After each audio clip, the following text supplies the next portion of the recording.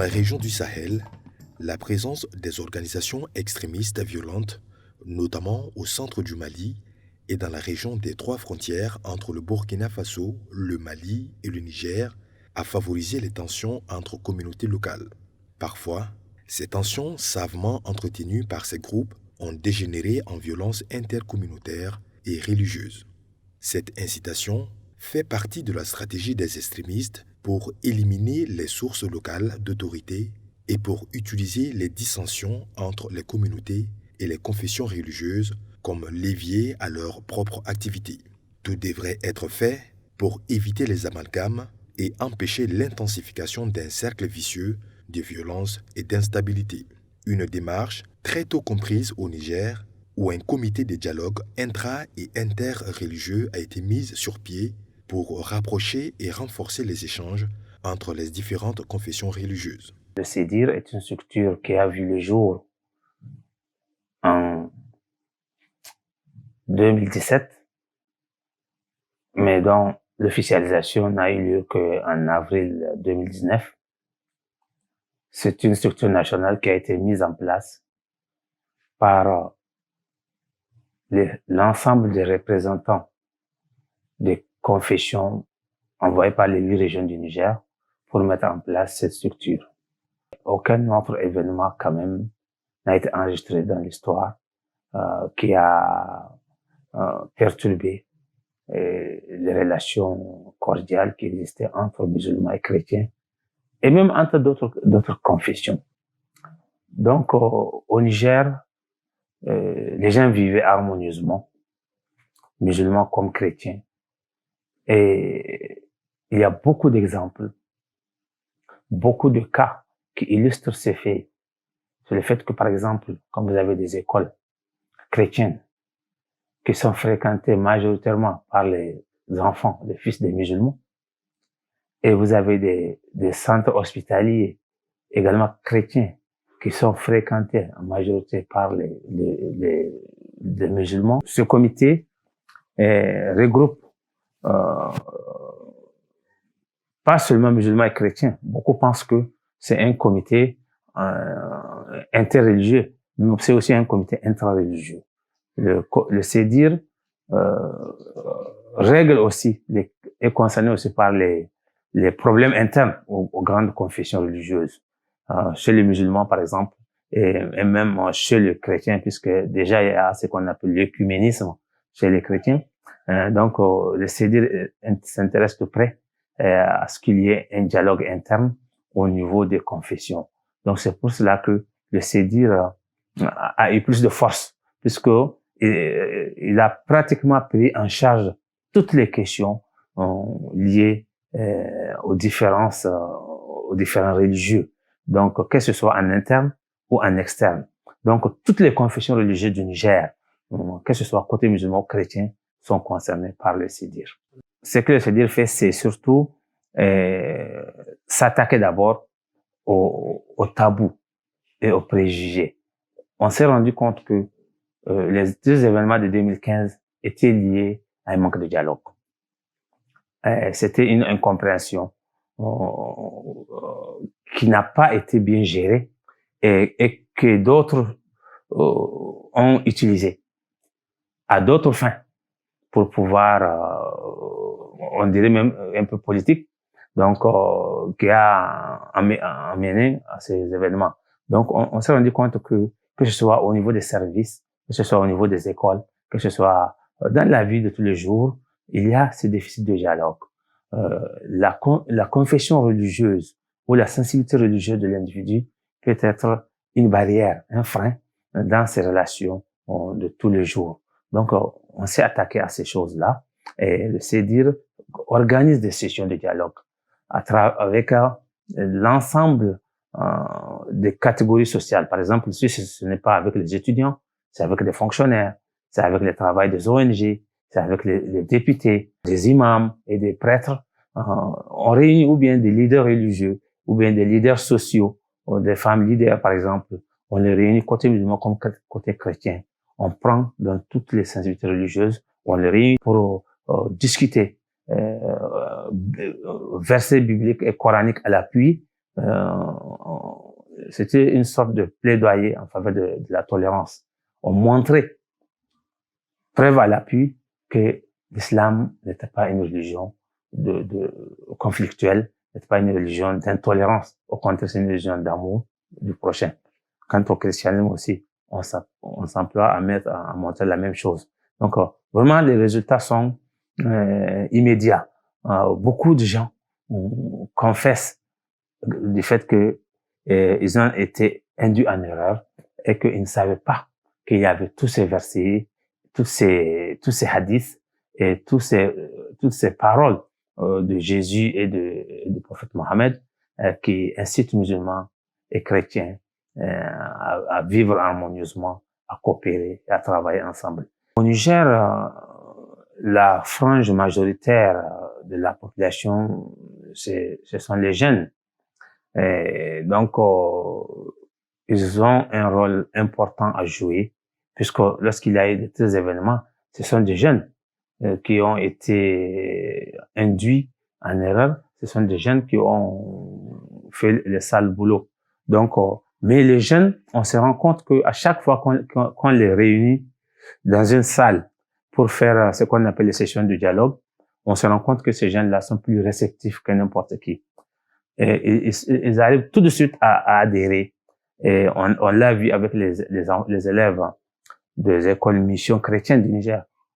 On a fait le tour de ces écoles pour faire des sessions. Vraiment, c'était extraordinaire. Ces élèves, quand bien même, étaient en majorité musulmane.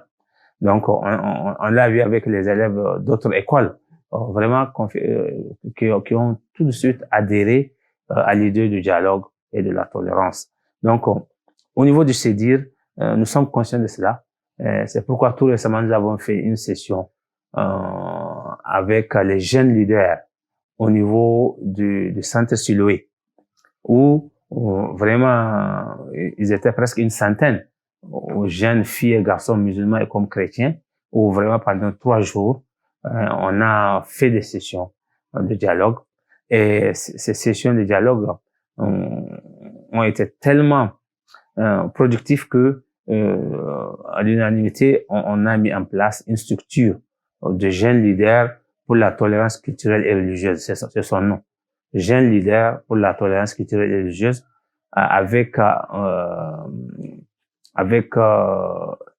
groupe WhatsApp qui continue vraiment de travailler au dialogue et à la tolérance avec ces jeunes-là.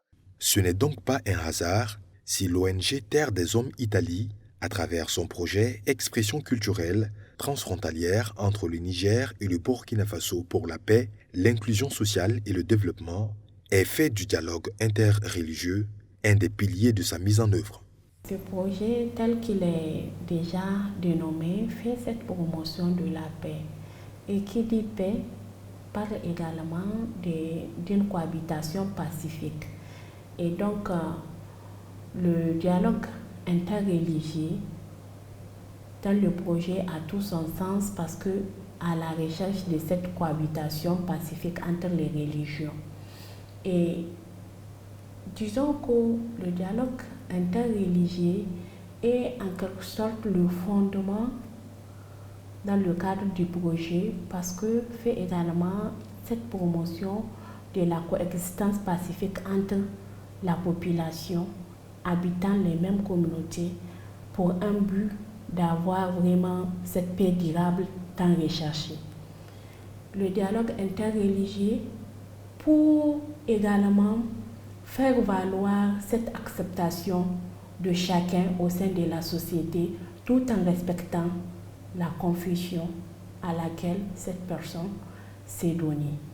Le dialogue interreligieux plutôt, pour des raisons que aujourd'hui, les zones dans lesquelles nous intervenons ont plusieurs religions, à savoir donc l'islam, le christianisme, l'animisme, etc. Toutes ces religions que ces jeunes-là, que les habitants de ces communautés-là pratiquent, sont également leur choix. Et en ce sens, si nous voulons qu'il y ait cohésion sociale. Nous devons faire avec tous, tout en prônant cette question de dialogue, échange entre les religions, au vu que chacun puisse comprendre pourquoi est-ce que peut-être je suis dans telle confession et également comment est-ce que cette confession également religieuse m'amène à promouvoir la paix. Aujourd'hui, nous savons tous que pour réussir une paix durable, nous devons également faire recours à nos pratiques religieuses. L'islam fait la promotion de la paix, le christianisme fait la promotion de la paix, l'animisme fait la promotion de la paix. Et pourquoi ne pas se mettre ensemble, avoir cette coexistence pacifique entre les humains, se comprendre mutuellement, au vu que cette paix durable tant recherchée y soit, au vu qu'il y ait une participation inclusive de l'ensemble de la population dans la zone dans laquelle nous intervenons. Donc, en ce sens, le projet Expression culturelle, qui bannit toute exclusion sociale, fait également de la promotion autour donc, de cette diversité interreligieuse. À Agadez, l'une des 4 villes d'intervention du projet, la notion de coexistence pacifique est ancrée dans le quotidien des populations. En effet, à travers les cadres de concertation des associations de jeunes, diverses activités ont été menées pour rapprocher les différentes confessions religieuses et briser la glace de la méfiance qui prévalait. Ceci avec le concours du comité de dialogue interreligieux, des autorités locales et des représentants des différentes obédiences religieuses. Nous, avec les chrétiens, on n'a aucun problème. Depuis nos enfances, on a habité avec eux. Si on a des cérémonies, ils rendent chez nous, nous comme ça. On rendit chez eux, il n'y a aucun problème entre nous, on a de bonnes relations. Si même il y a des ils amènent des voitures, on va avec et pour l'intérêt des gens là. Voilà. Même son de cloche, chez Adamavi Yebovi Yacinte, jeune chrétien résident dans la ville d'Agadez, qui pratique pleinement sa foi, tout en vivant en bonne intelligence avec ses amis musulmans. Le but c'est quoi? C'est être entre frères musulmans et puis frères chrétiens pour qu'il n'y ait pas de division entre nous les jeunes.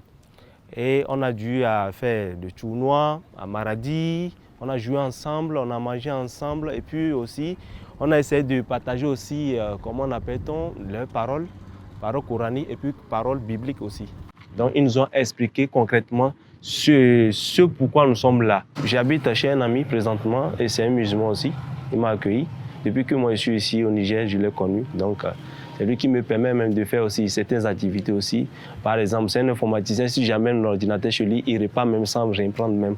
Et donc il m'accueille bien. Moi je peux dire que je me sens à l'aise ici, quoi. Je me sens à l'aise. Il n'y a pas de souci. Je vais à l'église, je fais tout ce que je veux et puis sans qu'il me reproche de rien, quoi. À Maradi, une autre localité où intervient le projet initié par TDHI, l'Union européenne et leurs partenaires, la coexistence pacifique entre les religions est là aussi une réalité. Shi dai wannan mutane wa'anga kiricen da musulman nan na jihar Maradi ko in ce na Nijar ma gaba daya duka yan ojuna ne. Kusan uwa ɗaya ba ɗaya ne ake tunda kowace kabila da ka sani cikin Nijar musulmi ne. Kuma ɓangaren nan da suke cikin Kirista su ma 'yan Nijar ne, yaren Nijar suka yi, 'yan ƙasar Nijar ne, kenan in ba ka da wani ɗan uwa na wajen uba wani ɓangaren, kana da ɗan uwa na wajen uwa wani ɓangaren. Kenan mu dama haɗa muke, tare muke, addinin nan ɗaya ya raba mu, amma duk hulɗoɗin da muka yi muna abin mu tare tun da akwai zumunci dama. Wannan mutum ka san uwa ce, ka san uba ne, ƙila shi ma ya san naka, ka san kakanni shi, ka san ko ɗan gidan suwa ne. Don yana wannan aƙida ta igiliziya, yana bin igiliziya ka gana islamiyya, kenan babu cewa a raba wannan zumunci. Kowa ya tsaya bisa aƙida ta yi, haka muke zama tare da su. Ai saboda haka ne muka haɗa su muka yi musu kwamitekin. Saboda mu ji daɗi in muna da buƙatar shawarar da su da mun tattaro su babu wani matsala. Ga kiricen ga musulman mun yi musu kwamiti yanzu kowa ya san juna, suna da president, suna da secretary da sauransu duka. Kenan in muna son wani jawabi da su da mun ce ba president muna son komite kenan naku na matasa dialect interreligion kenan za su gaito mana kirista matasa da musulmi matasa.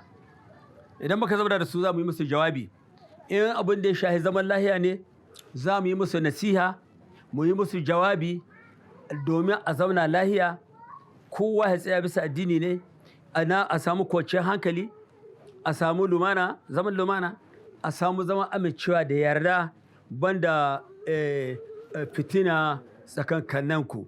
Wannan in yana wa'azi ne, yayi wa'azi ne akan biye bulke shi. Wannan mai zalma in suna wa'azi su yi wa'azi akan littafin su na Allah, Alƙur'ani. Comme on le constate, ces sessions d'échange et de partage ont permis de renforcer cette connaissance mutuelle et la confiance réciproque entre fidèles de toutes les confessions religieuses du Niger en vue de garantir le respect de chacun en tant que citoyen, mais aussi et surtout en tant que personne humaine.